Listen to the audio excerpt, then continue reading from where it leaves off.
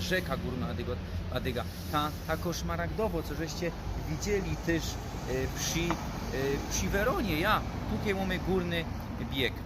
Südtirol też go dają, choć te Südtirol jest troszkę bardziej na północ.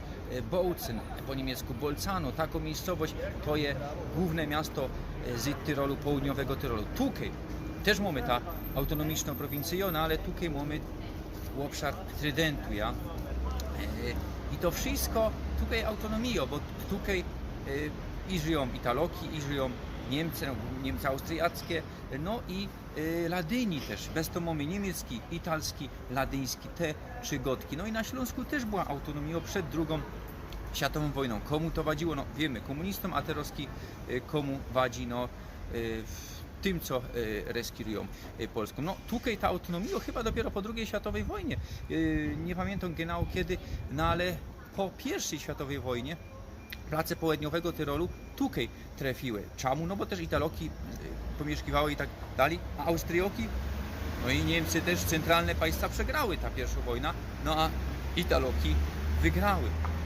I państwa entente wygrały pierwszą wojnę. No i z kuli tego jako mały nabytek terytorialny to dostali.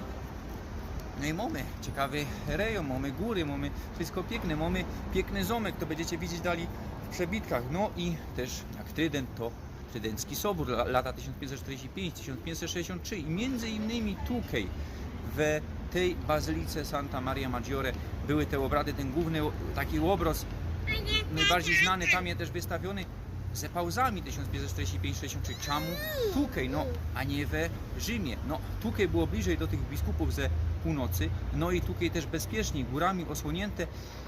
No i dłuższy sobór, no on ze pauzami trwał, nie ino tutaj w tej bazylice, też w większych kościołach, mamy katedrala i tak dalej, no ale ten główny bild jest tutaj z Ełonego.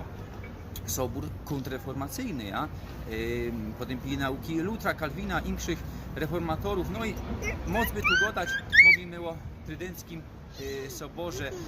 Przyjedźcie se, poczytajcie se, to jest ciekawe place, myślę, że jeszcze w tych placach, jakaś bardziej na północ, też we Bautzen, Bolzano, kiedyś jeszcze będziemy, a teraz już do Austrii zaraz pędzimy, Innsbruck będzie.